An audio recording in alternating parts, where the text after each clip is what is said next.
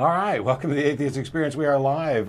Today is Sunday, July 24th, 2016. Wow, we're getting right down to the end of the month.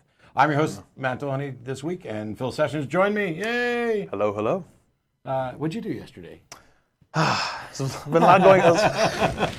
A lot going on this weekend. But yesterday, the ACA had our second ramp bill, as a matter of fact, in South Austin. So it was very warm. We started at 7:30 to try to stay out of the heat as much as the heat of the day, but it still went on to about 1 o'clock or so. But the residents that were living in the house, they had actually been waiting for 2 years to get that ramp built. So I was asking the resident how she was able to manage during that time, and she was saying that she took her time very slowly down the stairs, holding on to the handrail, which was not very stable at all, honestly. Right. And so I felt so bad, but it was so much need for it, and so many people are on the waiting list, but they just don't have volunteers to do it. They have supplies, they just need actually people to go out. So I was glad to be able to help with that one. So the next one that we'll be doing, the next ramp bill, we're skipping August and September. The next one we'll be doing is October the 22nd. So you'll see a post on Meetup, on Facebook, with all that information. And the reason that we're skipping August is because for August 27th, the fourth Saturday in August, is Austin Pride. So the ACA will be out at our booth as we do. So we will be representing for the ACA out there, meeting and greeting folks. I'm hopefully looking into getting a little bit of ACA swag, maybe some bracelets or something to that effect, something to that people can have and hold on to, things of that sort. And for September, we're skipping the ramp bill for September because of the Bat Cruise, of course, our annual Bat Cruise. Come on, the Bat Cruise. So we'll be having a lecture that afternoon with Greta Christina. She will be out and is our guest lecturer this year. So if you'd like to buy tickets, we still have some left, if I'm not mistaken, at this point. So you just head to our website at atheist-community.org and go to the store side, and you can purchase your tickets there and make sure you have that locked away. It's a lot of fun. It's BYOB for those that are of the appropriate age to be able to BYOB. And there'll be some food as well. You can bring some food if you have some cookies or something you want to share with the other people there, or you can just bring your own snacks and just eat quietly in the corner and wait for the bats to emerge later. And that's it's worth mentioning, by the way, that atheist-community.org has recently got a revamp. Yes. And so all the people who are like, man, your website looks like it's been there since 1990, whatever, you were right. There's still work to be done, and we're aware that the mailing address no longer appears like at the bottom of the main page. It still exists at atheist-experience.com. If you go there, and at the bottom it'll give the address for this building, 1507 West Koenig Lane. But if you hadn't been going to the ACA website at all, you might want to go there, and there's a way to submit feedback. If you find an error or something needs to be corrected, or if it's not particularly easy to get to buy tickets for the Bat Cruise. Making the board aware of that will ensure that it gets corrected. It might take 17 years like some of the previous ones, but at least we'll know and can work on it. And it definitely helps to get that feedback on that side, because we want it to be user-friendly as possible. We wanted to be able to serve the community better, honestly. So those feedback points, especially things that are very constructive, or if you just couldn't do X, and letting us know why you had trouble doing it, things that are so we can take a look and see what we can do on our side. Like Matt says, there's no promise of the time frame. Yeah, well, and people need to understand that in general, because we're an entirely volunteer organization, and things get done at the pace that we're able to get them done. The good news is that I think the TV show here at the building, we have largely, including a brand new monitor there that we can actually see something. It's I think we've sorted out like 99% of the technical issues between the great new phone system we've got, multi-cameras. We're not having too many problems. We can still, hopefully, within the next year, upgrade internet bandwidth once fiber gets laid out here, and that'll allow us to, stream in 1080 to multiple sites if we needed to. But we've also got a green screen. There may be things that we work on in the future. I kind of like this. It's not bad. Hey, here's some books. Look, we have a book, and another book, and another book, and just lots of books. We are officially a library here. Yeah. Actually, if you come in the building, there's books there, and there's books there, and it's all over the place. It's like it's a library. Some just a little close to it. Yeah, just a little close. So today is a little bit different because while Phil, in addition to the announcements, ramp Build Project, Bat Cruz. I have one announcement that I'll be doing a debate in Dallas on August 6th. So that's 2 weeks from yesterday at the Bible and Beer Consortium, where I've done debates before. Actually, the first debate I did there was with Blake Junta. I'll be debating him again, only this time the subject is, did Jesus rise from the dead? And you can find out more about that at my Facebook, or just Google for Bible and Beer Consortium. I doubt there's too many websites that have that name. But we both have something that we want to talk about briefly. I guess I'll just knock mine out. For the record, the Atheist Community of Austin is a 501c3 educational organization promoting positive atheism and the separation of church and state. And as such, the ACA doesn't endorse and can't support political candidates or parties or anything like that. We can discuss issues. We can't tell you how to vote. I, as a private citizen, can say whatever the heck I want, but as I'm here as a representative of the ACA in the show, I tend to, abide by those rules. And anytime I stray from it, it's me just telling you what I think. So I'm not going to tell you how to vote. If you want me to tell you how to vote, you can email me, and I'll tell you privately that I won't tell you how to vote, but I'll give you my thoughts on it. But something happened this week with regard to the DNC, the Democratic National Committee, there's been a lot of allegations, and WikiLeaks released a whole bunch of emails this week. And one of them has gained quite a bit of traction. Somebody high up in the DNC essentially sent an email, I believe, if I'm recalling correctly, to the CEO of the DNC. And while he didn't mention Bernie Sanders by name, I think the context makes it pretty clear what he's talking about. And paraphrasing the email, he essentially says, it may not make any difference, but for Kentucky and West Virginia, this email was sent on May 5th. The Kentucky primary and the West Virginia primary were on May 10th and May 17th. So it may not make any difference, but for the Kentucky and West Virginia primaries, could we have someone ask him about his religion? Does he believe in God? I believe he's an atheist, and my Southern Baptist peeps in those areas are going to make a distinction between a Jew and an atheist. Essentially, there's one Jewish candidate who's running in those primaries, and that's Bernie Sanders. And what they're ostensibly doing is saying, hey, if we can get him to acknowledge that instead of just being a Jew, he also happens to be an atheist, this in these southern states will play to the Southern Baptist Democrats, of which I'm shocked there are many or any, but it will at least play to them and similar people as a negative against Bernie Sanders. Now, I will say that from the standpoint of political tactics, I would imagine that this is absolutely common. Of course, you are going to find things about your opponent that are true that people will look at in a less than favorable light and expose those. So I'm not hardly surprised.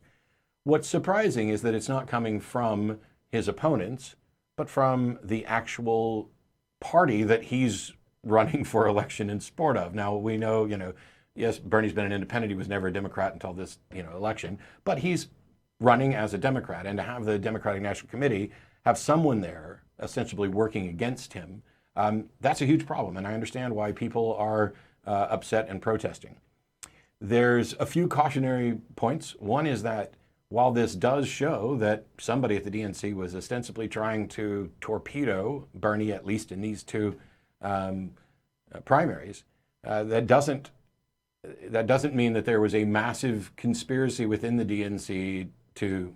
There may have been, there may not be. We may find more from these, but this issue alone doesn't mean that. It also doesn't go anywhere to proving some of the election fraud accusations, which I find generally preposterous that people have the capability to go in and manipulate these things because they're run independently. So that's a separate issue.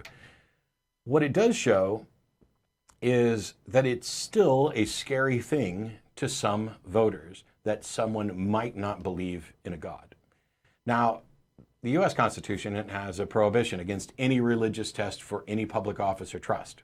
And you cannot prevent a candidate who's an atheist from running from office anywhere. Yes, some of the state constitutions will say something like, you can't run for office unless you believe in God. This has already been ruled unconstitutional. The constitutions don't change. And the most they're likely to do is to have an amendment to say this language is null and void.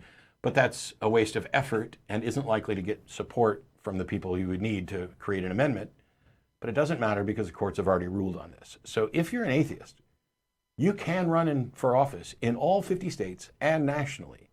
And the people who try to tell you that you can't don't understand the current state of the law.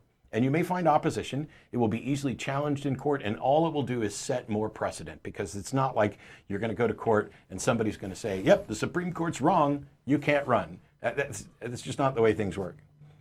It also shows exactly how potentially scary they think the word atheist is. Because Bernie Sanders, irrespective of what you think of him, ran openly as a democratic socialist. And while I did a good job of explaining what that term means, and I think many of the people who may have been scared of that term in the past now understand a little bit better and aren't scared of it, there's no denying that in the United States the term socialism is generally a pejorative. It is sometimes equated with communism, which is stupid and we'll go into in some other time.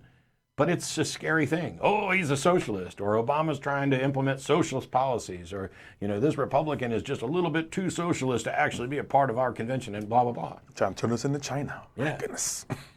So if for all the people who are scared of socialists, it's clear that people understood within the DNC that at least in some states, an atheist is scarier than a socialist. They hadn't been able to completely discredit him or get him out based on the fact that, socialism's scary. In part because we have tons and tons and tons of socialist ideas and policies and features within our United States already. But this thing about no religious test for any public office or trust, that's part of it's Article 6, I believe, if I'm remembering correctly, that is about what the government can do. It is not about what individuals can do. You can vote for or against someone based on whether or not you like their mustache or their hairstyle, whether they, talked nastily to your mother at some point, whether you think that they're crazy, whether they're a socialist, whether they're an atheist. You can vote based on whatever criteria you like.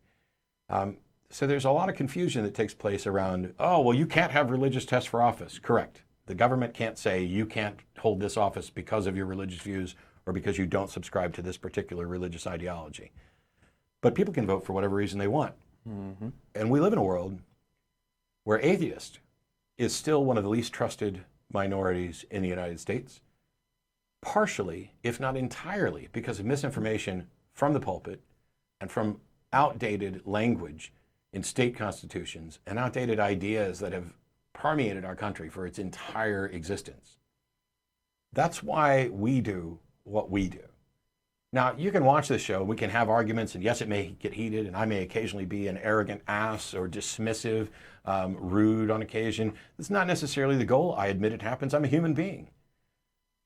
But people who watch this show would have a hard time making the case that we don't actually care about the subjects, that we are not convinced that our position is reasonable. They have a hard time making the case that we are in some way evil or scary when we're talking about equality, when we're talking about atheist normalcy, that you don't get to turn non-believers into second-class citizens because they don't fit your paradigm. When we are trying to point out that there are people who, once they've given up their religion, have no landing place, they've lost their entire social networks, they can't associate with family members in some cases, they've lost their church networks, all the little aspects of community, and we are working to make sure that there are communities around the United States to give people landing places and to let your neighbors know that you've liked me for 10 years. Why do you dislike me just because I don't happen to believe the same religious thing you do? Why do you think I would be less qualified for public office?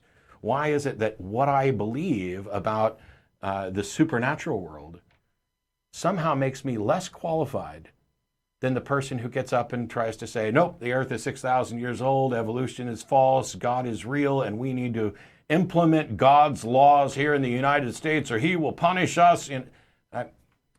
I know there are people who believe that, and I'm trying to disabuse them of those notions, but they will continue to believe some of them, and at a minimum, it is wholly irresponsible to try to pretend that the people are saying, wait a minute, we don't know that, and let's make sure that we implement policies based on good science, good reason, that nobody gets to take their particular religious views and impose laws onto others based on those religious views. Let's stick to the secular constitution we have.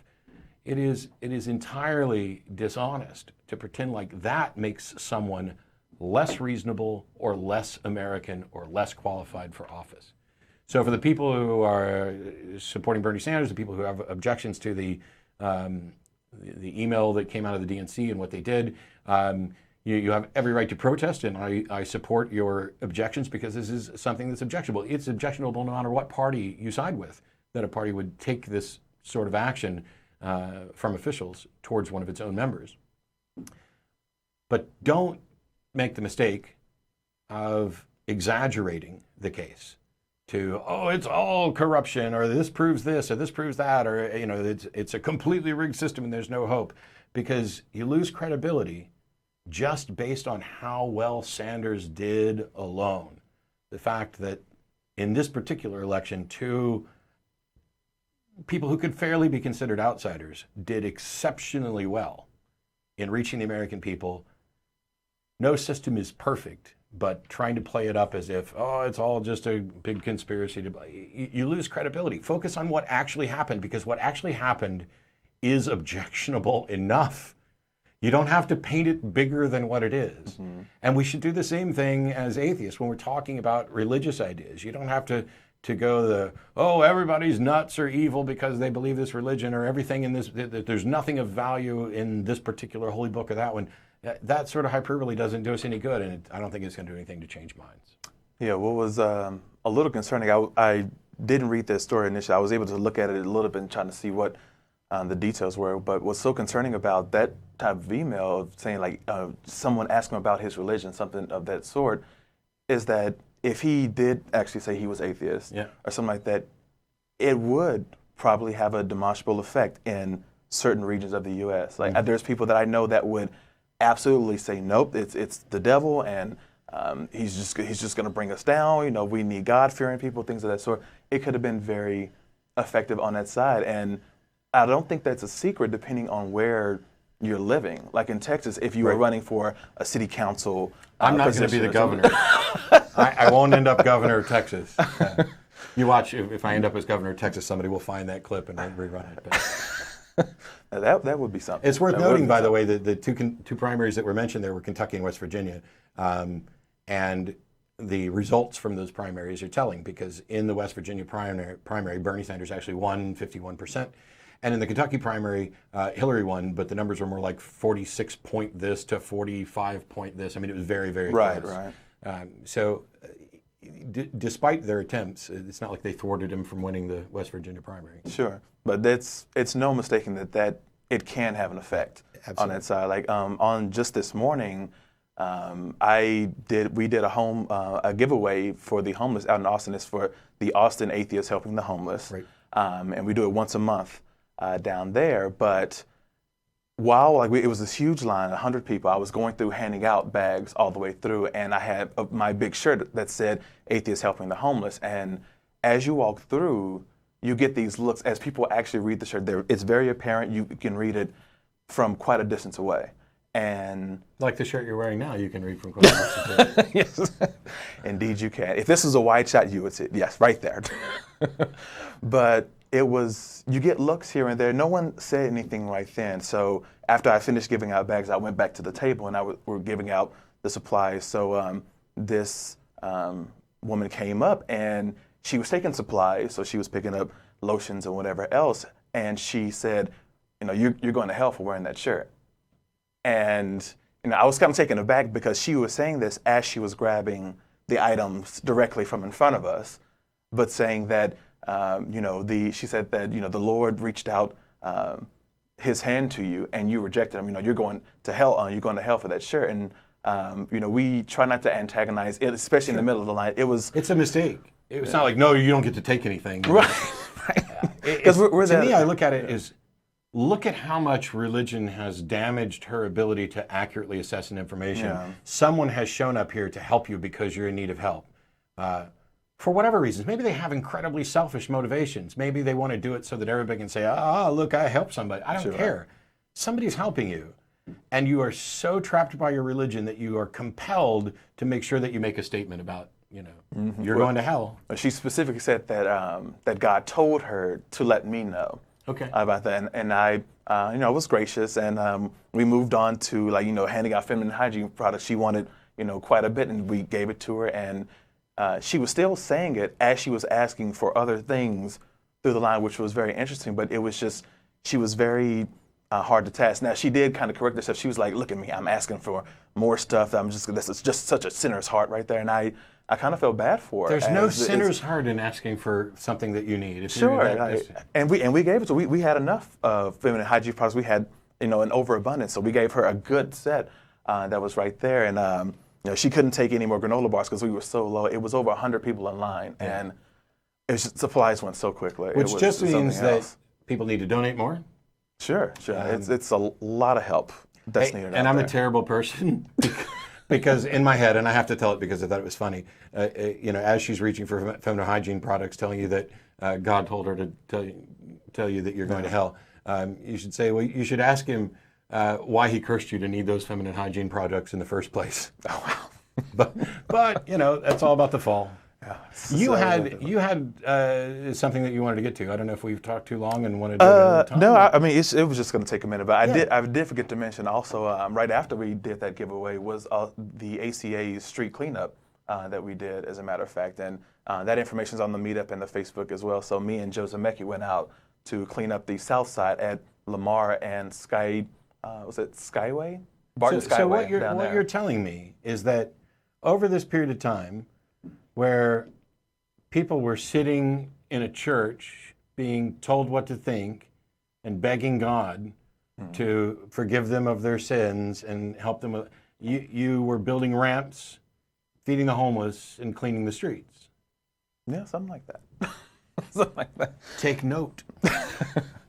But yeah, I had a small topic. It wasn't anything big. It was just, looking at the emails that we get to the show, we get a lot of feedback in regards to the topics on the show, for certain hosts, for certain topics that are covered, things of that sort. And there's always like an occasional email that is a little antagonistic in regards to what topics we actually discuss on the show, because some people have a notion that it should only be in regards to arguments in beliefs or things of that sort. It's, dead set in that portion. However, if you listen to the shows, if you've been watching for a while, then you've heard the host say that, the ACA is here to promote positive atheism and the separation of church and state.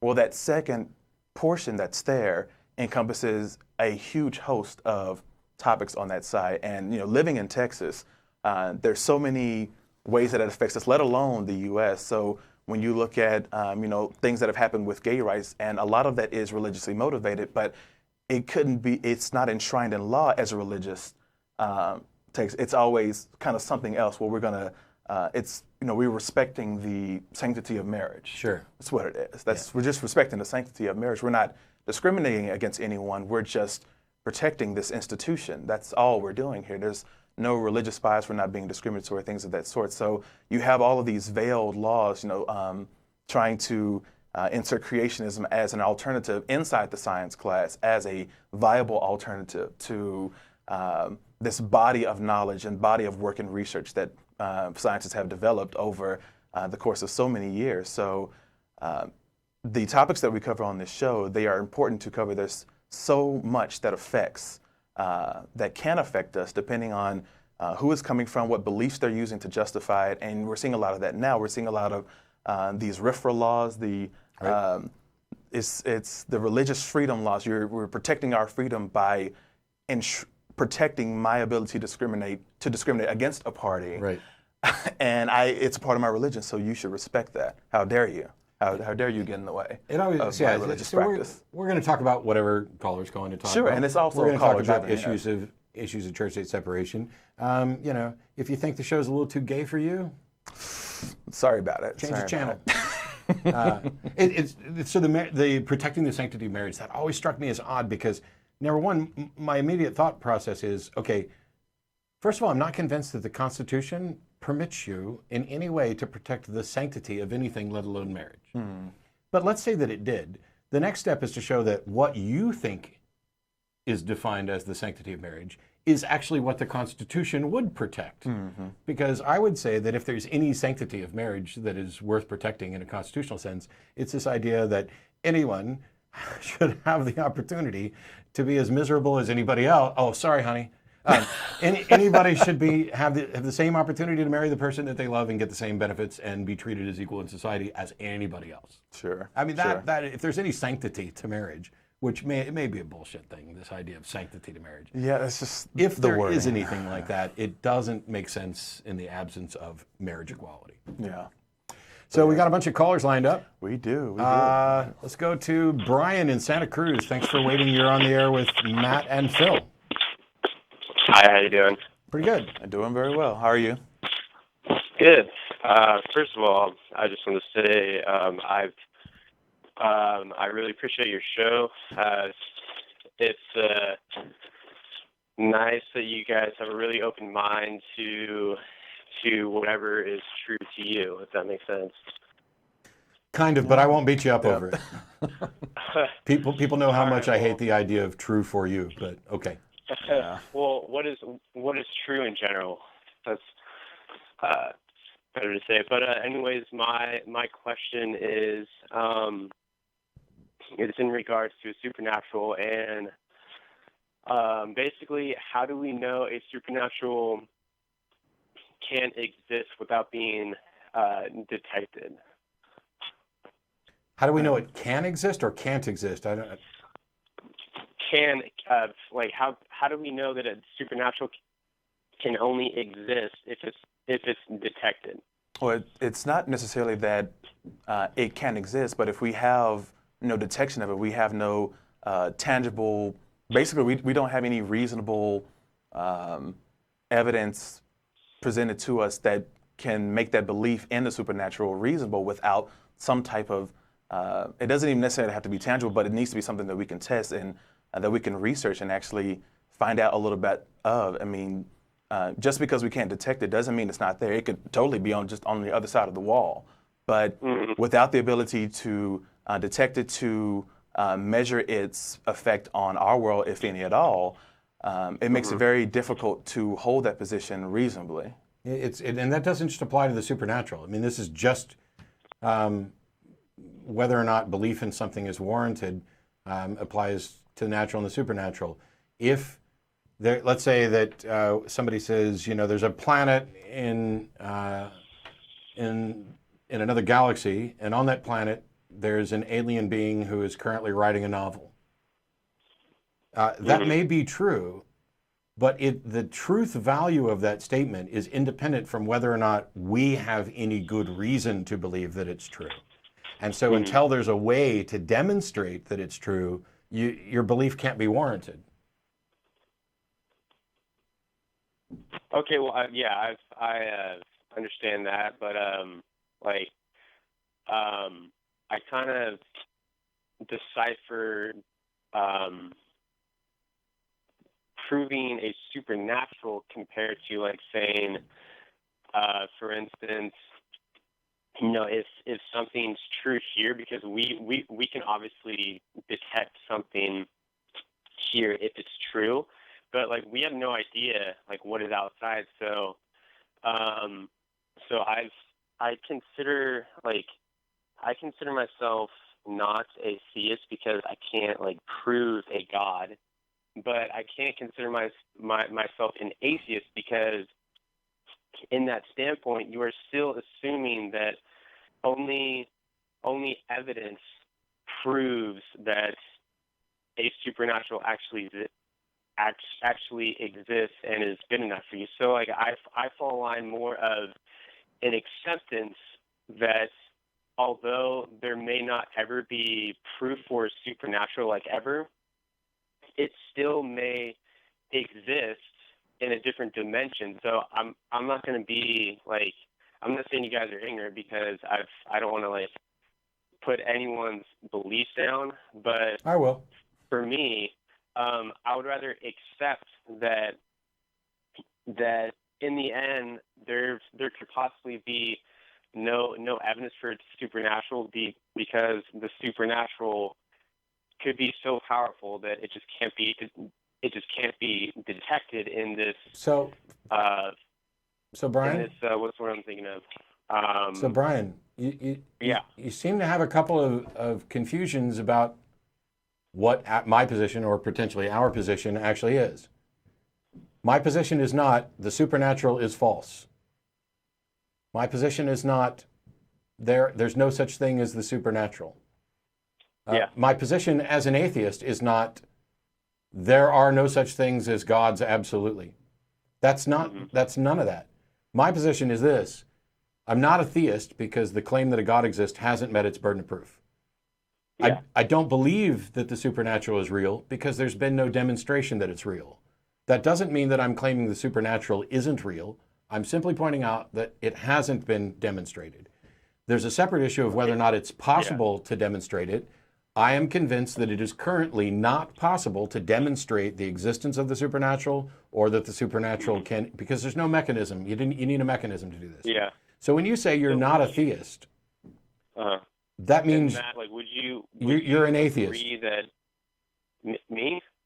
If you're not a theist, Well, then you're an atheist. There's no middle ground between I believe and I don't believe. And I'm gonna hang on. I'm gonna clarify this because there's two different usages of the term atheist, and it confuses lots of people. So there is atheist in the soft position, which is I do not believe there's a God, and then there's atheist in a hard position, which is I believe there are no gods. Some people say instead of wanting to label the first position atheism, label it non-theism. If that's what, I don't care what you call yourself. You either believe that a God exists or you don't believe that a God exists. Those are the only two options. And I'm happy to say that if you don't believe a God exists, that you're an atheist. But I'm also happy to accept that if you're not comfortable with that term, you could use non-theist. It doesn't matter what the label is. You don't believe there's a God. Not believing there's a God does not mean, well, there's no, it's impossible. That doesn't mean you've concluded it's impossible. Wouldn't you agree, though, that even when you're in the, I don't say like atheist box or like the atheist point of view, you are still holding to your belief that only detectable evidence is good enough? No. Which is No, hang on. Now you're talking about something completely different. Somebody could be in that atheist box, let's call it the non-theist box. Yeah. For good reasons, or they could be there for bad reasons. Sure. The reason you believe something is independent of the belief. So you've got a category full of where you're in this non-theist category. That's a separate issue from why you're in that category. And if somebody's a non-theist because they are convinced that this just isn't possible, and they are not willing to reconsider this, they're not willing to be convinced that they're wrong, then they are irrational. They are just as irrational as the people who are saying, oh, this is true and you can't prove me wrong. Okay. So let me get this straight. Your point of view is more of an acceptance of let me speak English for a second. It's more of a denial because of lack of evidence. It is not a denial of necessarily of the proposition that God exists. It is a denial that the proposition has met its burden of proof. It's a denial of the claim that there's good reason to believe.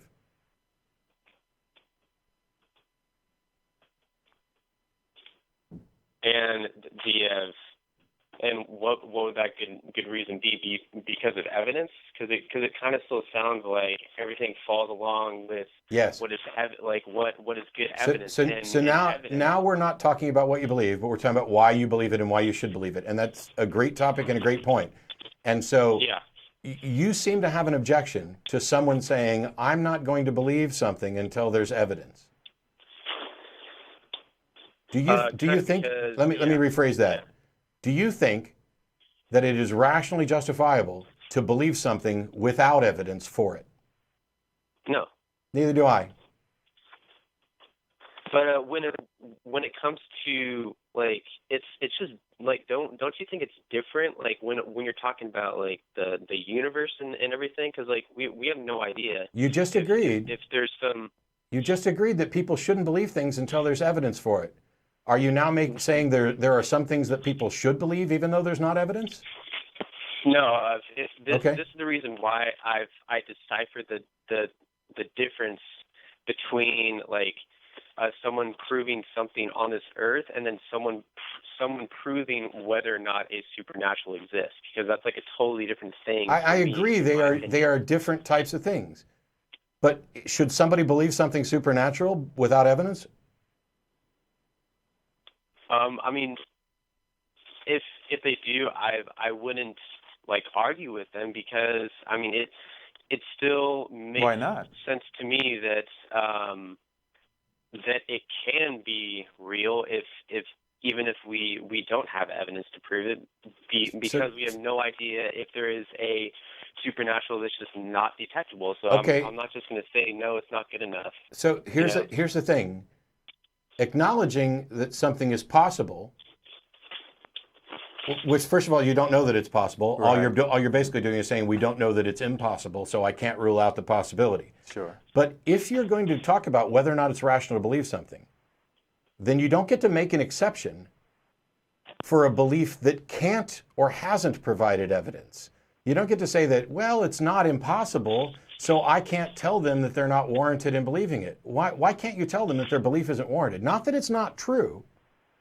It's not about saying, somebody believes in a God that exists outside of space and time and doesn't interact, and they have no way to detect it. Somebody believes this is true. The point to argue with them is not whether or not that's true, but whether or not they can possibly have good reason to believe it. And they can't. And if they can, then they should be able to offer that good reason. So there's no reason not to challenge their acceptance of the proposition, which is separate from challenging the proposition itself. Because if you define God in a way that it's untestable and unfalsifiable, then clearly I can't argue against the proposition. But I can always argue against your claim that you have good reason to believe this. So your side of the picture is someone needs to believe for good reason. Yes. Like there needs to be some reason for someone to be like, hey, supernatural has got to exist. Yes, because by definition, if you believe absent that warrant for your belief, you are irrational in that belief. Okay. So then I think I can answer this in actually one sentence, and then I'll go ahead and let you guys get off on. Oh dear, phrasing. Yeah. I'll let you guys go ahead and get on to other callers. So, in my opinion, and I know that this may sound cliche, but I honestly don't like. In my opinion, I don't think science can detect everything. I don't either. Even despite or hasn't. Say 100 or 1,000 years from now. I mean, what? Keep going. Oh, sorry. Okay. So it's just my personal opinion that I like.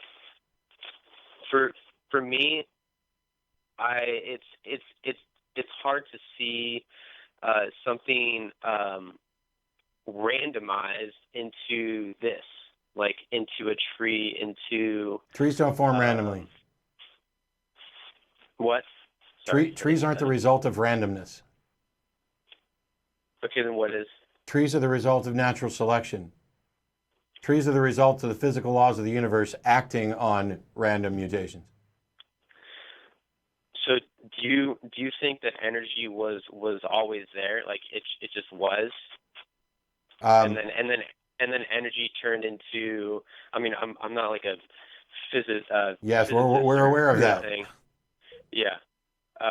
So this confusion you're having, what I'd highly recommend is set all this stuff aside, because what you're saying is you're simultaneously saying that people shouldn't believe things without good reason, but then you kind of maybe want to set up this scenario where something is possible, and so you don't necessarily want to rule it out. That's fine. Nobody's saying you have to rule out the thing. That all they're saying is that you shouldn't believe it till you have good reason.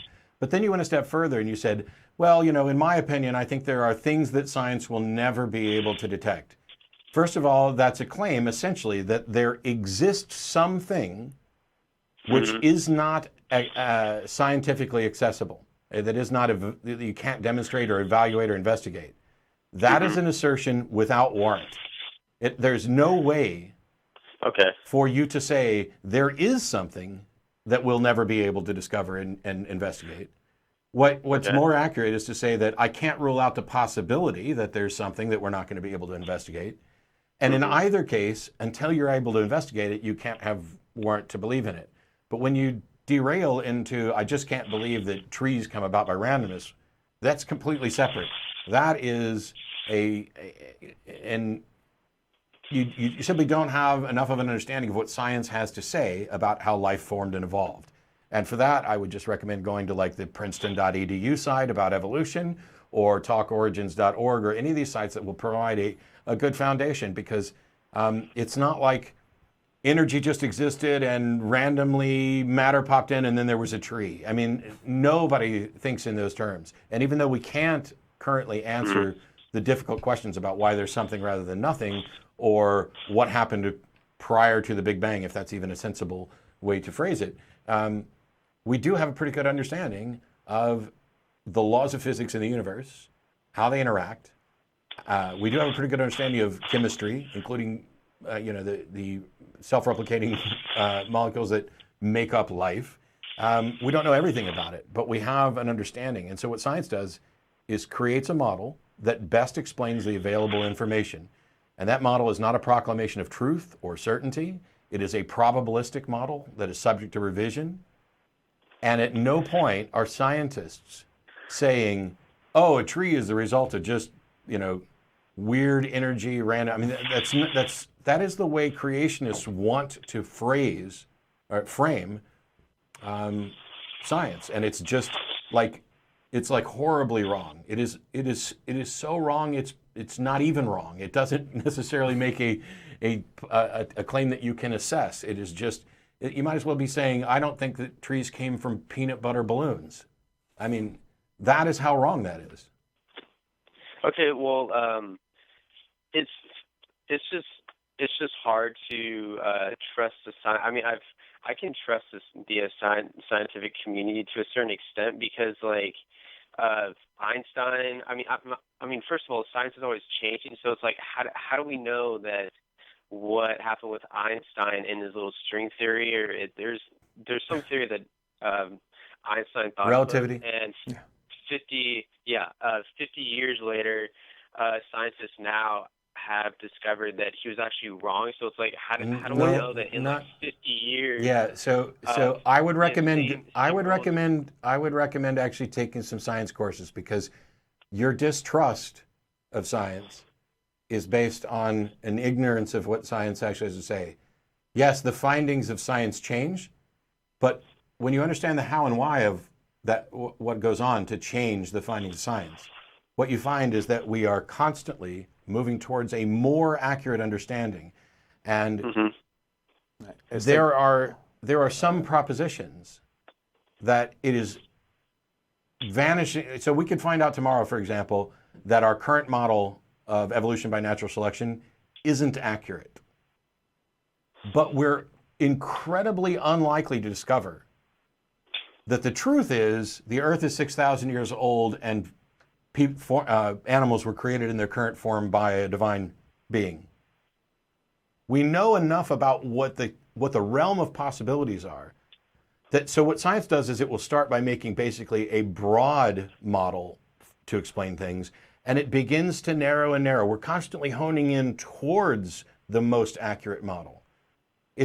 We know that people used to think the sun went around the Earth. That was a rational thing to conclude based on the available evidence at the time. Now we understand that the Earth orbits the sun because we have more evidence. There is a virtually 0% chance that we will ever discover that the Earth does not in fact orbit the sun. But there's an even closer to 0 chance that we will discover that the sun orbits the Earth. It's not like the change in our information and our understanding of it got us to a point where we could ever go back to the wrong answer. We're constantly, science is about constantly saying, here's the realm of possibilities. Nope, that one. Nope, not that one. Nope, not that one. Nope, not that one. We get closer and closer to a refinement towards truth. All right. As technology progresses and as new methods and techniques come, they become tools of science to let scientists better understand the world around us and make better models going forward. So, I mean, even like the theory of relativity, there may be something that is missing out of there that we aren't aware of. But as technology moves on, as it's been growing by leaps and bounds for the things that we can do, now we may have to refine it just a little bit or tweak something here and there. Maybe the speed of light, maybe there's some tweaking that needs to be done there. But that change and that progression should not make you fear science. Always will always changing. They'll never know the truth. Well, they're constantly working to try to understand the reality around us better. And as we progress, as technology progresses, like we have phones and things, there's been so much advancement that just a couple hundred years ago, people would have been looking at you as if you've lost your mind, trying to propose that we would have something. We might find out that we're wrong. We might find out that we're wrong about some aspect about electrons, but the idea that electrons motion is what powers everything and makes electronics work, we're not going to find out that's not wrong, because the fact that I can turn my phone on already proves that our understanding is at least good enough to achieve this result. To consider. Yeah. Anyway, on that note, we got to let you go. There's a whole bunch of other callers waiting. I appreciate the call. Read some more about science and stuff. Okay. All right. Thanks for calling. Thanks. Can I ask like one more question? It'll take like 10 seconds, and I'll just like. Okay, 10 seconds. Okay. And so. How do you know that like the finding the cause of the universe is easy as something as seeing if the sun or the Earth revolves around the sun? Not only do I not know that it is as easy, I would say that we know that it's not that easy, because all the evidence points to us being currently blocked from finding that explanation, whereas the exact opposite is true for whether or not the Earth orbits the sun. Thanks, Brian. As a reminder, after the show's over, we get together and go to dinner. There's Threadgills, 6416 North Lamar. It's right below the screen. Couple lights up. Take a left. It's on the left, if you were here in the building. We have Minh from Oakland, California on the phone. How are you? Oh, hello, Matt. Hello, Phil. Thank you so much for taking my call again. Thanks for calling. No problem. Yeah, so I guess my call is probably pretty boring. So I just want to tell you about what I believe. I hope you can help me evaluate it. Okay. Yeah. So what I'm going to do is I'm going to give you a quote from the Buddha, because I was raised a Buddhist, and this quote influenced my appreciation for certain teaching in the New Testament. And I can give you a short story, and then you can help me decide if my belief is wrong or irrational. Yeah, it'd be nice if you just tell us what you believe and why. Yeah, but can you like the story? You should not take that long. Well, okay. Yeah, thank you. I guess you read the story of the Samaritan, right? The Good Samaritan. The Good Samaritan, yes. Yes, and also I like another story in Mark chapter 12 about the widow's offering. Yeah, there's plenty of stories in the Bible I like. Yeah, so I think this story inspired me doing the altruistic work on people. And the example I'm going to give is it was long time ago. So when I went to a McDonald's store, and when I got online to wait for my turn, a homeless man approached me, and he asked me to give him just a few quarters to buy a drink. And I told him, I thought probably I was there for a reason. He approached me because I was supposed to help him. So I told him to wait, and then I bought a meal for him, and we eat together. And then after that, I take a walk with him, and then we chat for a while. And then when I go home, at that night I opened the New Testament, and I happened to open on Luke chapter 17. Sure, the Good Samaritan. So I when I opened on the Luke chapter 17, I saw the saying Jesus say, the coming of the kingdom of God is not something that can be observed. Will people say here it is, that is, because the kingdom of God is within you. So that was like, a Zen moment to me. Like I feel, yeah, I understand. The kingdom of God, we can experience, but without, have to, we die to see it. But if we doing good with a complete conviction, just like the widow offering and the good Samaritan, we can feel it within ourselves. So So what I'm wondering, yeah, Min, is, yeah, and when we talked about the fact that Phil went out and built ramps, mm-hmm. gave supplies to the needy, and cleaned up the street. Uh-huh. So Right. I don't understand. I'm trying to get to what it is that you actually believe, because clearly we are in agreement that living cooperatively and helping those who are in worse situations than you is a good thing. What does this have to do with Buddhism or Jesus or what you believe? I don't even know what you believe yet. Yeah, because the Buddha say that we do not believe anything simply because somebody say it or because of the teaching in the tradition and so. But when we actually analyze, You realize how ironic yeah. it is to say the Buddha says not to believe something just because somebody says it. Right. I'm in agreement. Don't believe anything just because somebody says it, including the Yes. Buddha or Jesus. Right. Right. Yeah. But I'm still because, just trying to get to what it actually is that you believe. If you want us to kind of address whether or not we agree with you or whether or not your belief is rational, we got to know what it is. Yep. I believe that the concept like the kingdom of heaven, the kingdom of God is something I believe it's true, but it's not like we're gonna see it if just believe it, but we actually have to put into practice by helping people and doing without anything expecting in anything in return. Okay, so That's what let me ask. Yeah. Do you believe that there's a heaven that you go to after you die? Well, I call myself agnostic. Okay. So what you're doing is you're taking things that you found in various religious texts, whether it's from the Buddha or Jesus or whatever, that you see value in, and you're trying to find a way to interpret this, like instead of the kingdom of heaven being a place that you go to, it's up to us to create a metaphorical heaven on earth. Yeah, I think, yeah. Okay, I'm down with that. Totally.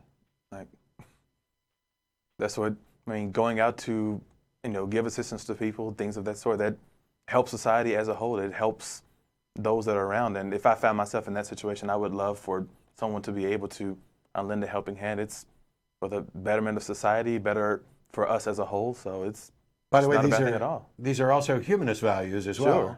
Yeah.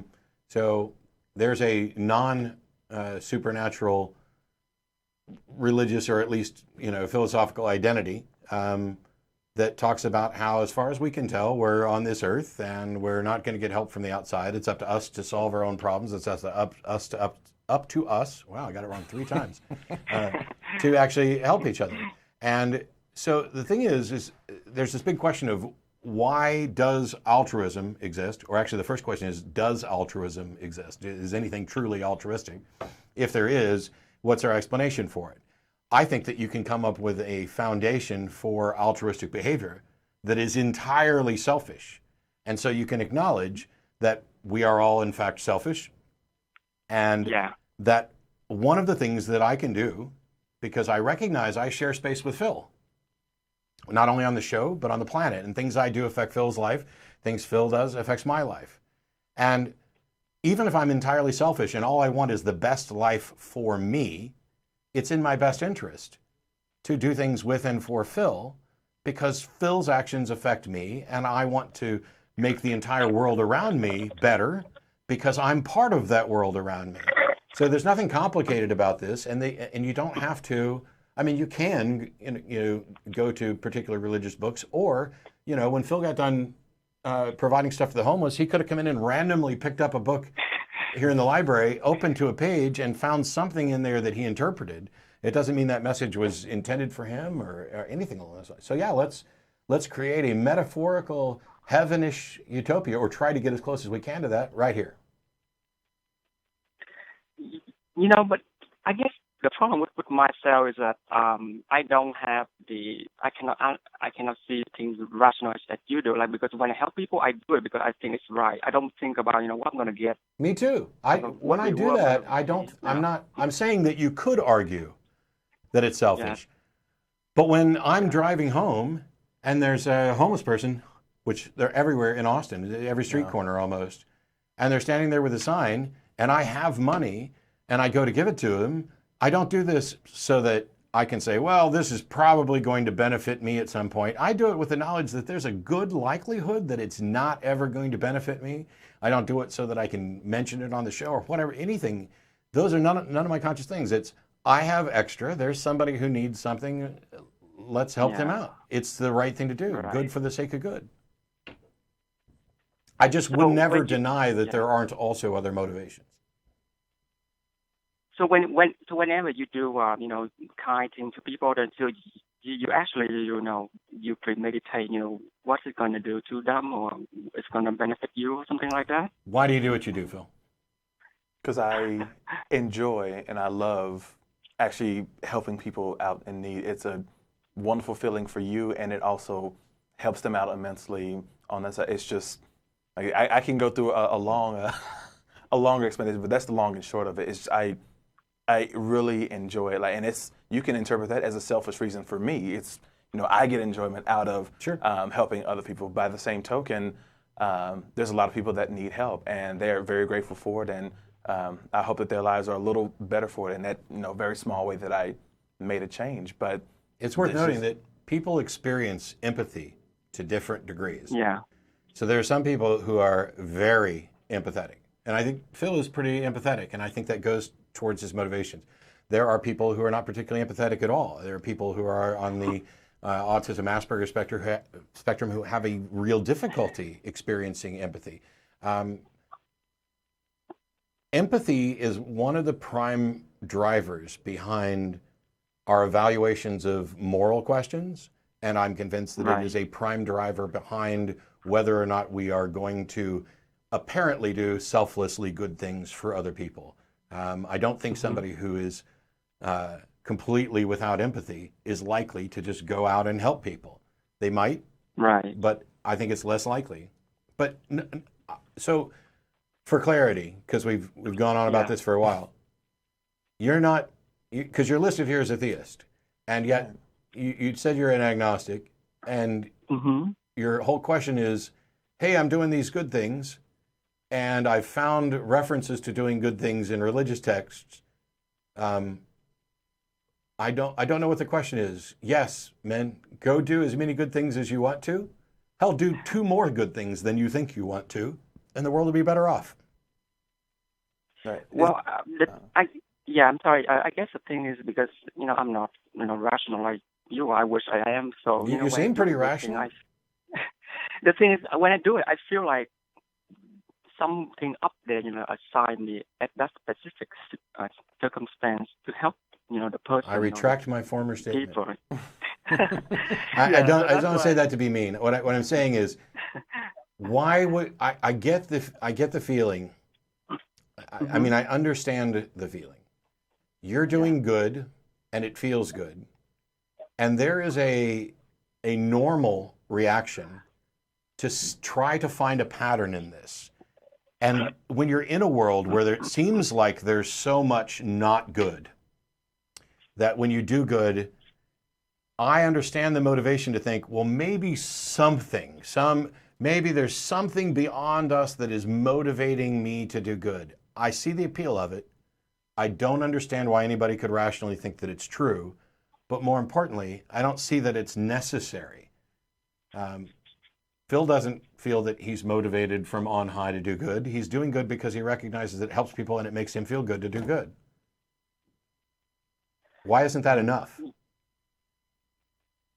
Well, I guess in the situation where I help people, it usually like they come to me and I feel like there's a reason behind that. So that's kind of inspire me enough to spend time, money, and even put myself in disadvantage to help the person to accomplish their goal, or to make them happy.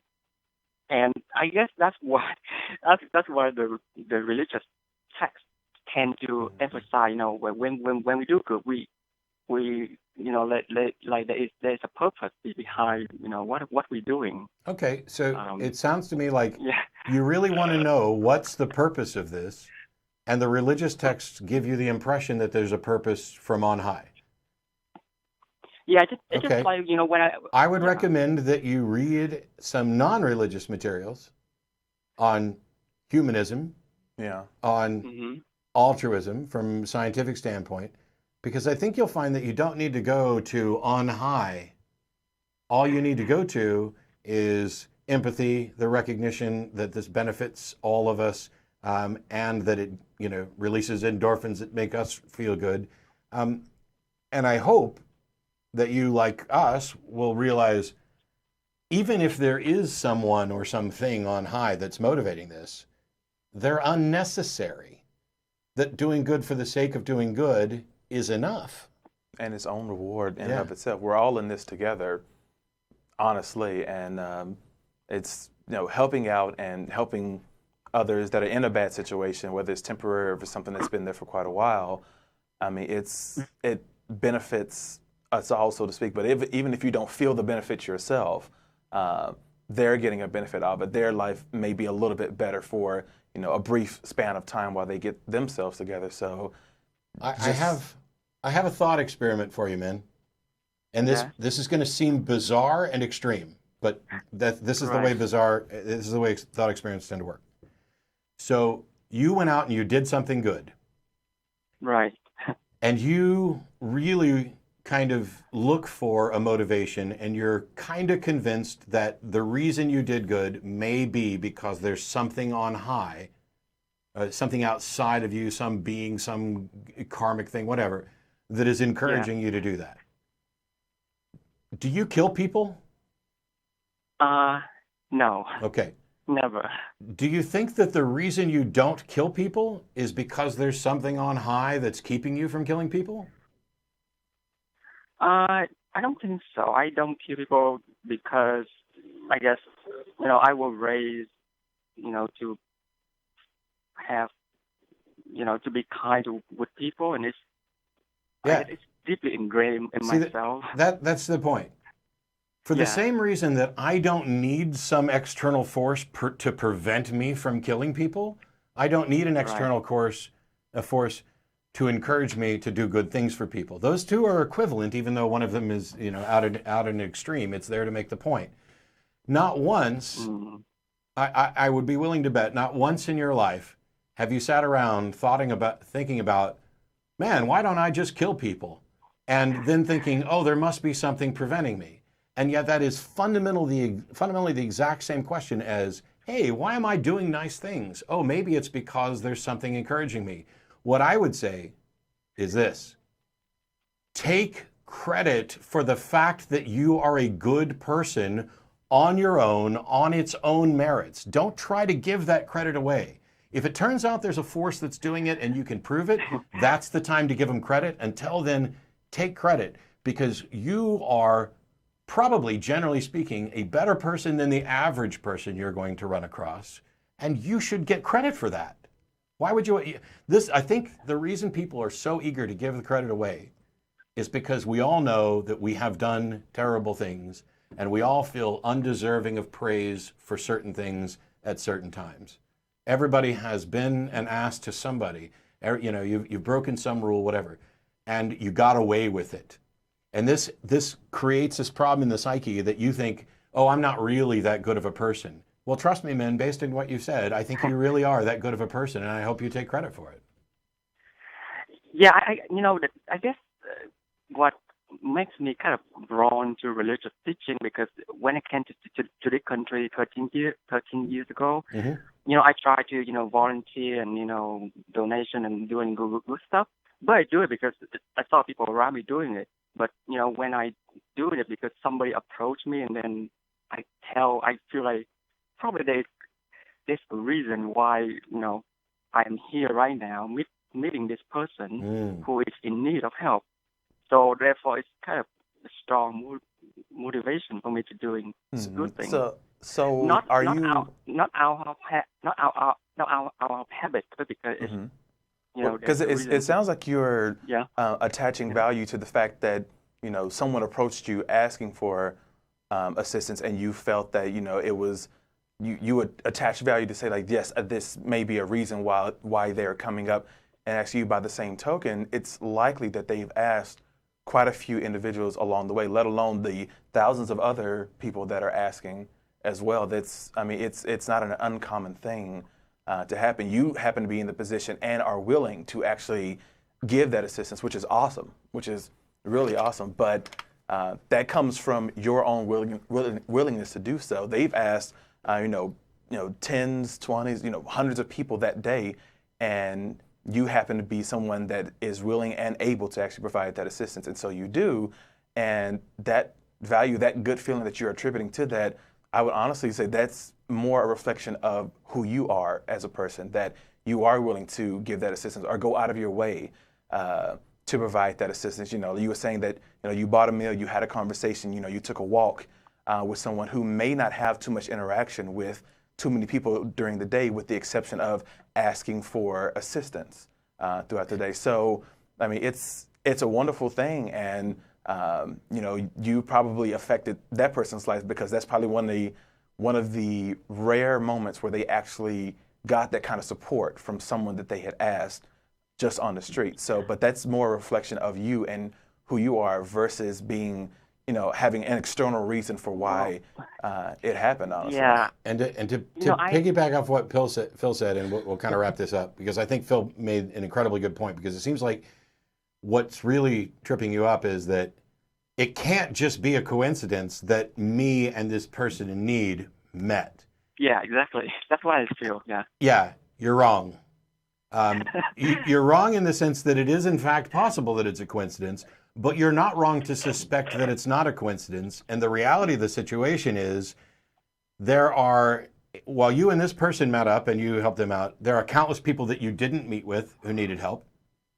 And this person might have approached many different people and eventually got to you. It is inevitable in a world where there are people who have and people who have not, that on occasion, those people who are willing to give meet up with those people in need. That happens all the time, every day. So you don't have to leap to some, it was divine providence that I happened to meet this person today, especially if you are the type of person that you seem to be. And that is somebody who's going out looking for those situations, even if not consciously. You are constantly open to them. And that means that you're more likely to have them than somebody who's just going to drive past. Right. But which is an awesome thing, by the way. And I appreciate the call. Thanks so much, Minh. And, chat about stuff another time. But I want to get to a few more callers today. Sure. Thank you so much, Matt. Thank you, Phil. Thank you for calling. Yeah. All right. Let's go to an atheist caller, just because. Here's Shane in Mount Home, Arkansas. Hey guys, I know folks are. Is it Mount Home or Mountain Home? Mountain Home. Okay, you're from where JT's from. JT Eberhard, blogger, good friend of mine. We've done some debates team together. He's from Mountain Home, Arkansas. So yeah, welcome to the show. Okay, I'll look him up and see look at his blog. Yeah, I sent you a message last week, Matt. I don't know if you remember me. Maybe. Yeah. What was it about? It was a message I was asking about how I can find a way to get some sort of atheist group in my hometown, because, we have 150 plus churches in this area that has maybe 20,000 people in it, and atheists aren't exactly a very liked group. I wish I had a phone line open, because I would call JT. He's actually not living in Mountain Home now, but I know he has relatives there. He may know of a group, or he may know of some efforts in that area. So I'll tell you this, and then I'll turn it over to Phil, because Phil's actually on the board for the ACA. I've never started an atheist group. I came to one that was already formed and worked with it. I can tell you that this group started with a simple ad in the newspaper, seeking out people with like minds to meet for coffee and conversation, to have discussions like that. There are a ton of opportunities online now that didn't exist when this group was formed, where you can just arrange a meetup, and even if it's just you and one other person for the first 5 or 6 weeks or whatever, there's still the opportunity to pull in more people. There's no secret magic formula. There is something that you can do that can help kind of jumpstart it a bit, and that is to find your state director for one of the national organizations, student groups that are affiliated with the Secular Student Alliance that may be in or near the Mountain Home, Arkansas area, and arrange an event. It doesn't have to be some big deal. It could be like a one-night debate or a one-night panel discussion, maybe a discussion with a local pastor at a church, anything along those lines.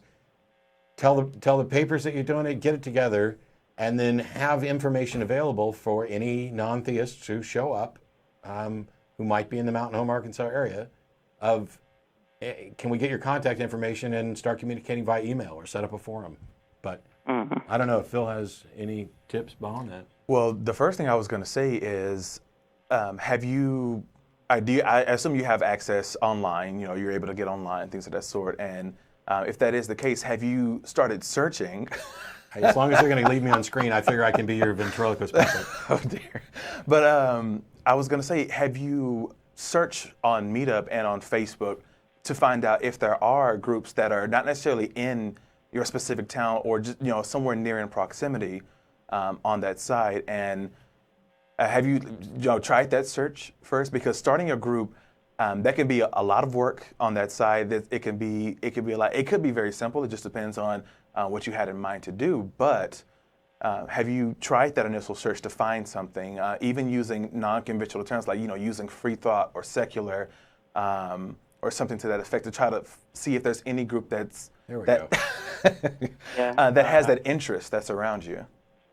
Yeah, I've looked, and the closest groups around me are, the very closest one is 2.5, 3 hours away. Wow. Was it like Little Rock, perhaps? Yeah, Little Rock, and then there's a small group in Springfield, Missouri, too. Gotcha. Yeah, that's where Skepticon is. One of the biggest free skeptical conventions around, or the biggest free one. Oh, cool.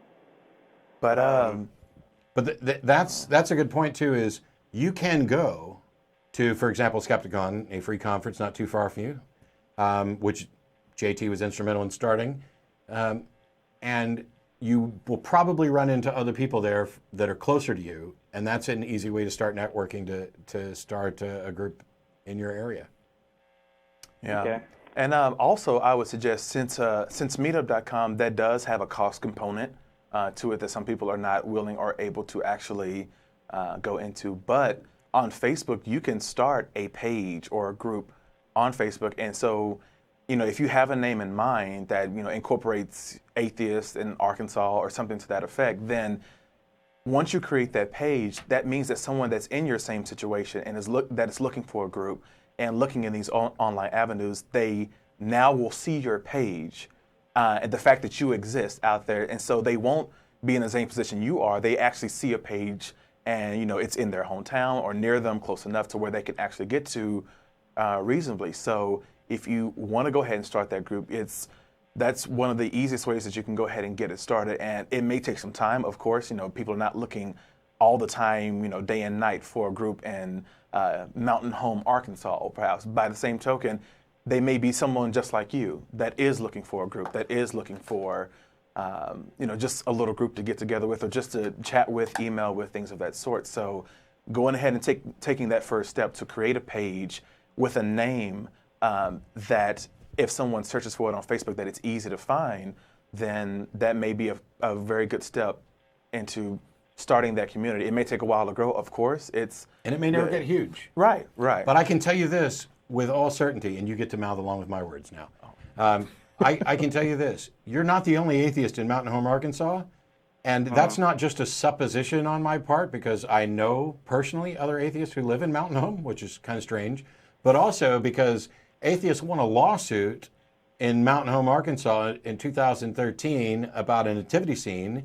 And also there was a judge that denied atheists equal representation in Mountain Home, Arkansas So your little town has already been the subject of 2 significant legal actions on behalf of secularism and in opposition to church-state separation, both of which got national coverage that used both Mountain Home, Arkansas and Atheist in the titles and in the things there. So there are people there, and it may just need you to step up and make a little noise, get some attention, and build a group.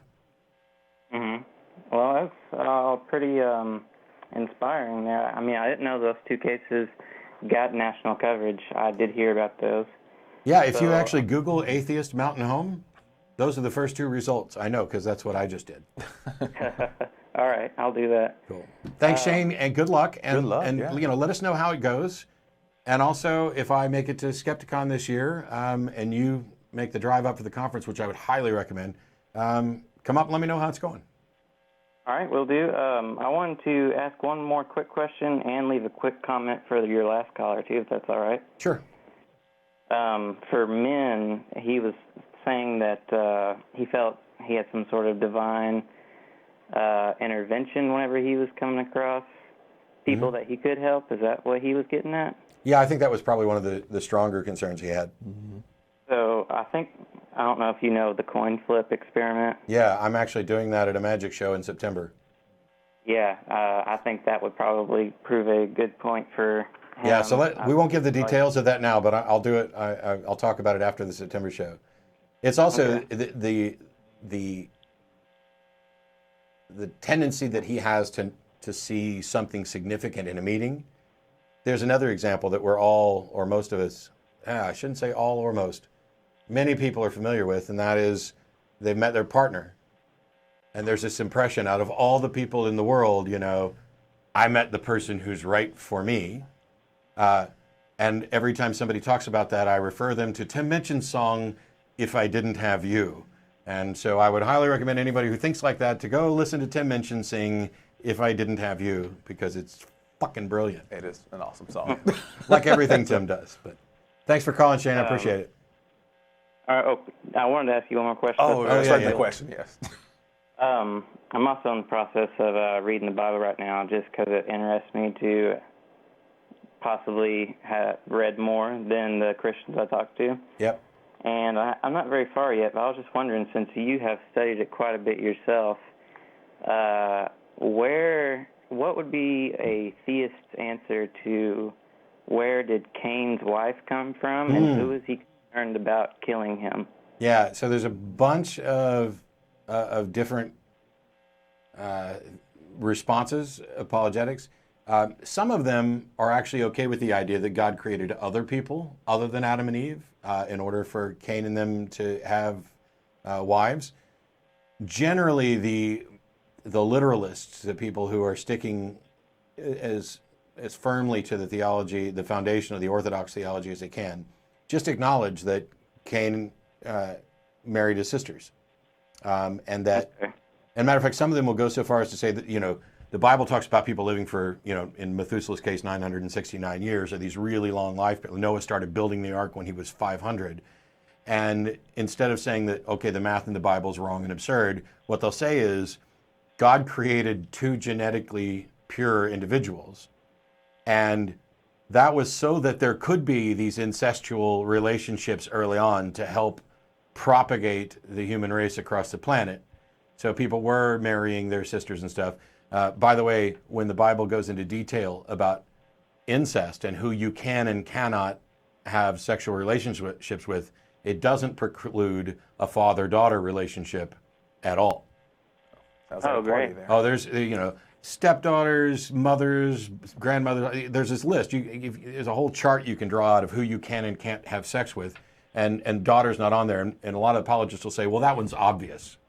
Hey, I think it was kind of, a lot of the other ones were obvious too, yet they were explicitly listed in, like Leviticus 18 and 25 and Deuteronomy. We had to mention it 3 times because evidently God doesn't know that when he reveals information to people and have them write it down in what's going to ultimately become our book, he doesn't actually need to repeat himself. Yeah. Well, the reason the question came to me was just because when I was growing up, I was taught that Cain and Abel were Adam and Eve's only 2 sons at that time. So Well, they had other sons. Anyway, go ahead. Upon reading the Bible, I found out that obviously couldn't be true, or there had to be other people he created. Assuming all this was true.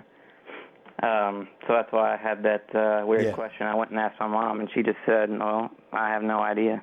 Yeah, typically, if you have a question that begins with "What would the theist answer be?" You should just go ask a theist. And I'm saying that in honesty, because the fact that you're going to get different answers from different theists allows you to raise that. One of the things nice about this phone system, I would love it to get 2 theist callers on the same day who want to talk about the same subject, and I would conference all 3 of us together and let them argue with each other. And when they get to a point of agreement, that's what I would address, not the points that they disagree on. But that would be interesting. That would be cool. All right, thanks, Shane. All right, Appreciate it. Let's go. Thanks for taking my call. Yeah, good luck. So we got about 10 minutes or so left in the show, and then we will be going, as the thing says, to Threadgills. The small town thing is kind of a big deal. Yeah, it can be tough. Like if you have this impression that you're alone, that you're just, one in a sea of theists that are around you, and you have nowhere to turn to. Like the online channel is one thing, but actually having that interaction face to face is a good thing. But I mean, there's different services that you can use. If you can't, actually find your community or make one of your own, then calling the hotlines like Recovering for Religion, and having someone to talk to, or emailing the show, as we get a lot of emails. Well, there's a lot of options that are out there that weren't available just 20 or 30 or so years ago. Like the internet has very opened up the world as far as that is concerned, having that interactivity in that community on our side. But I hope you really can get that together. But it can be an uphill battle. Don't get discouraged, and you don't have to do anything that you're not necessarily comfortable with. That you're not comfortable with. But your safety is paramount. All that kind of good stuff. So take that into account as you're getting that together. But hopefully that you may find that there's more people, more atheists in your small town than you originally thought. So I'm always tempted to say to look on the bright side, that at least now you have the opportunity to use the internet, and so your ability to reach other people, not only around the world but even in your local area, is much greater. I mean, when I saw or heard in a documentary recently about the effect of television, when we got to the point where in the United States, by 1960, I think it was like half of homes had a TV, and as we got more and more. And I've forgotten who said it, but it was this statement that television introduced America to America. Because prior to that, our understanding of who we were across the nation and the diversity and the plurality of ideas and stuff just didn't exist. We were stuck in our little small town pocket thinking, and television introduced America to America. And the internet introduced the world to the world. Sure. And so keeping in mind that you have better access to everything, there's a possibility that you could view it as a positive or negative. The positive is I definitely have better reach.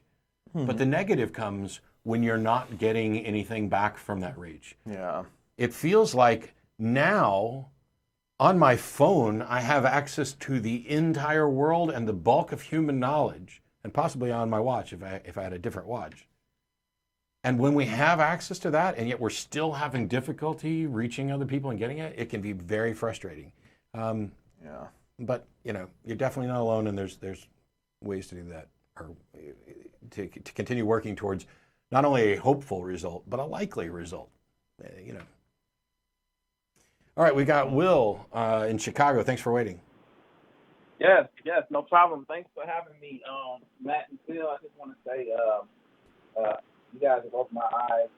The atheist experience has opened my eyes to what's real and what's not real. And I'm no longer afraid of demons anymore. I'm afraid of real problems like climate change, Oh, great. And that was Carl Sagan's point in The Demon Haunted World, which is why he titled it that way, that there are real problems we face. And at the time that he was writing, it was nuclear proliferation and other things. And how sad would it be if we spend our time worrying about different perceptions of an afterlife and the terror of demons and ghosts and superstitions, and then fell prey to our own ignorance about the damage that human beings can do to one another. Yep. Yep. We're worried about fake stuff. So before I ask my question, I wanted to just like really, really quickly share what brought me to being an agnostic. So it's not that I completely have ruled out there being the possibility of a supreme being, but I don't follow any religion because I don't claim to know that any of those are more true than the other. Well, none of them have any evidence for what they say. But it was studying climate change that brought me to the realization that, you know, the Earth is a lot older than the Bible. I used to be a Christian, and just learning about climate change brought me to the realization that the Earth is a lot older than 6,000 years, which made me investigate the Bible versus other holy books. And I see that they all claim something different, but none of them have evidence. They all expect you to believe it based on faith. You know?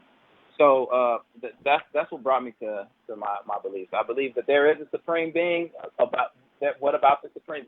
I don't know any details about the supreme being, but I'm just hopeful that there is one.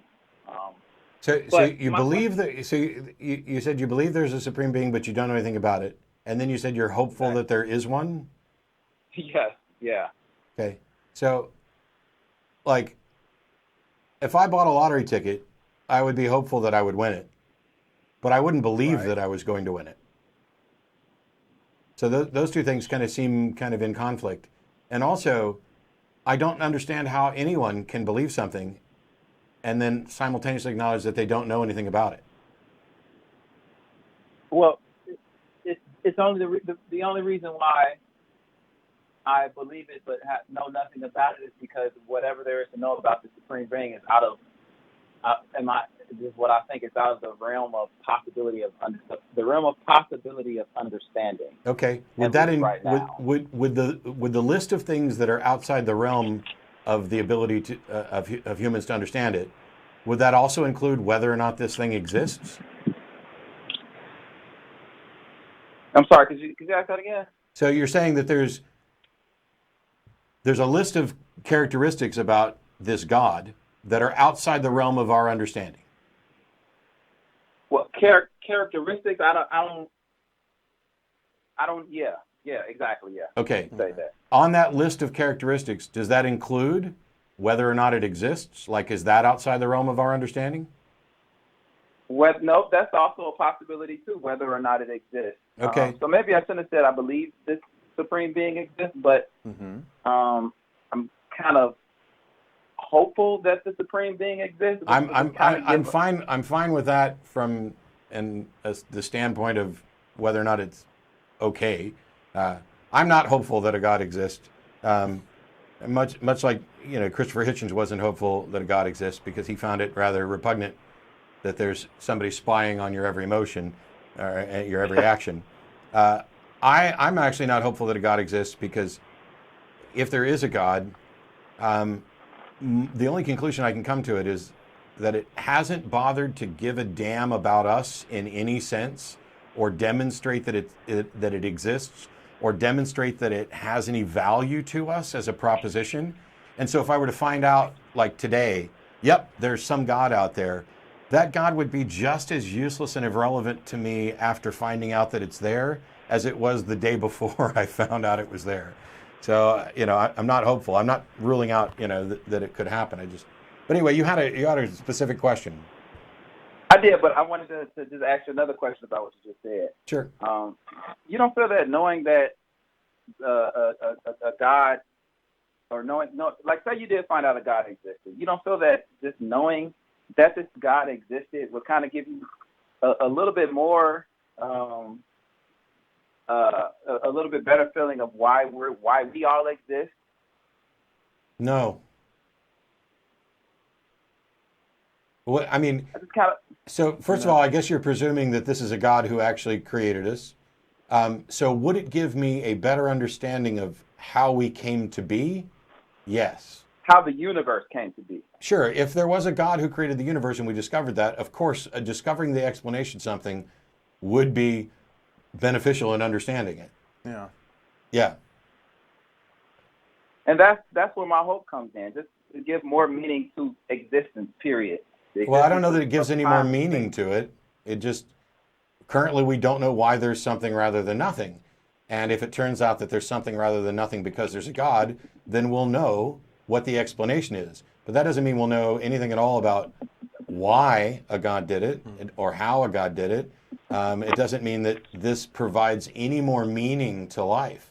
As a matter of fact, it might turn out that it actually detracts from meaning and value in life, because instead of being autonomous agents that evolved and can work towards our own goals and destiny, we now become relegated to the rough equivalent of Sims from the Sims game, where somebody has created us as playthings.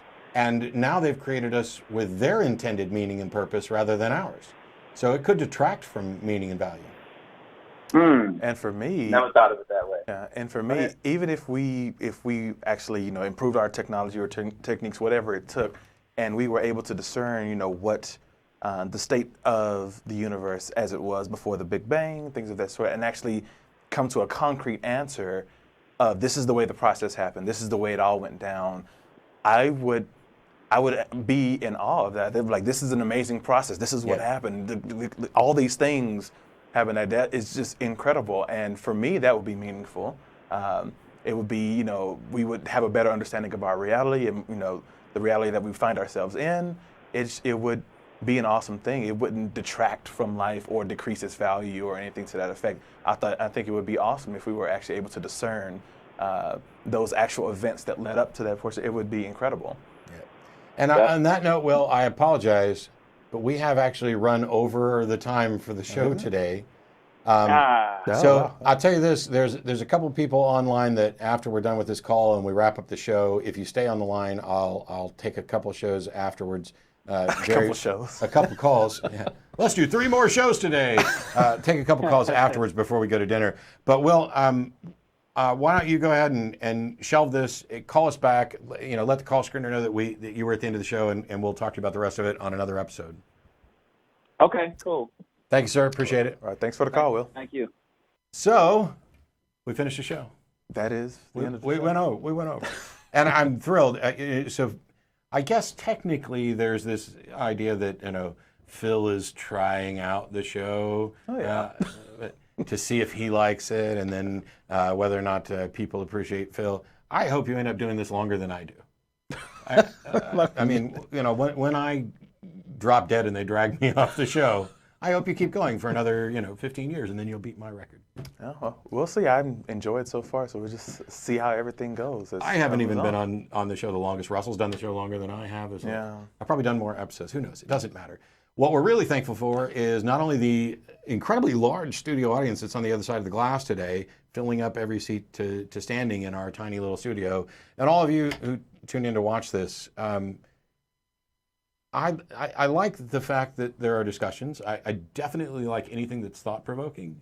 I like making people think. I like being made to think. Mm-hmm. People get the impression because of some clips that go out about the show that this is just about, nope, we're hanging up and and you're yelling and all this stuff.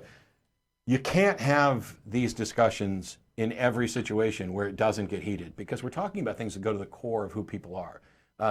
Minh, who called today, has a difficult time believing that there are coincidences that put him together with people. Maybe there are, maybe there's not. But the time to believe it's not a coincidence is when you have a good reason for it. And these ideas about gods, we can have disagreements about how much meaning there might be in it or what it might mean, and I agree with you that it would definitely be edifying. We can also have discussions, and as long as we're all honest and we acknowledge that I'm not saying, oh, gods are stupid and false, and anybody who believes otherwise clearly has no evidence and is batshit crazy. It's about recognizing that we don't have a clear answer to this issue, that all of the religions that are out there making proclamations that they have not backed up with reasonable arguments and evidence supporting those propositions are engaged in hyperbole. They are claiming to know things that they don't or can't. And when you have the conversations that expose that perhaps we can't get to the answer, that is the answer for today. that I don't know has incredible value because it doesn't put you in a position of pretending that you do know, and it allows you to go out and find the right ways to find the right answers.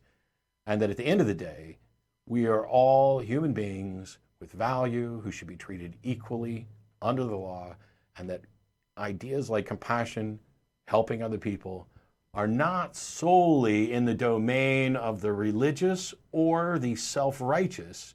It's about being a human being, recognizing you have to share space with other human beings, and doing the things that benefit all of us. We'll see you next week. Thanks for tuning in. Bye, everyone.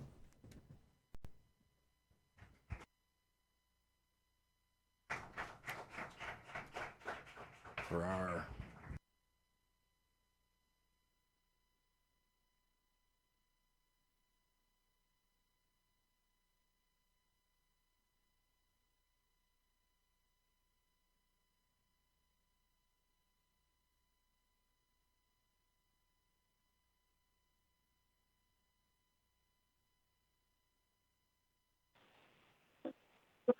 Yes. Hi, this is Russell Glasser, host of the Yeah, Atheist Experience. I was curious what the You know, symbolism the was Atheist behind it, 'cause I Experience is noticed that made you had, possible like, I by didn't notice you had it on the volunteers show and the while generous watching, 'cause support I've of been watching viewers like for, you. like, a few If the years promotion of now. I just positive noticed atheist in culture your and profile separation of picture on church the and state website, are you got a values that tattoo, you I think it's hold, on your please right consider arm, contributing your by lower. becoming an ACA member or visiting our product page at evolvefish.com under the Partner tab. Thank you. and a sewing needle and just sat there and tapped it into my arm. Okay, and fair enough. Real quick, my main question was, would you describe yourself as an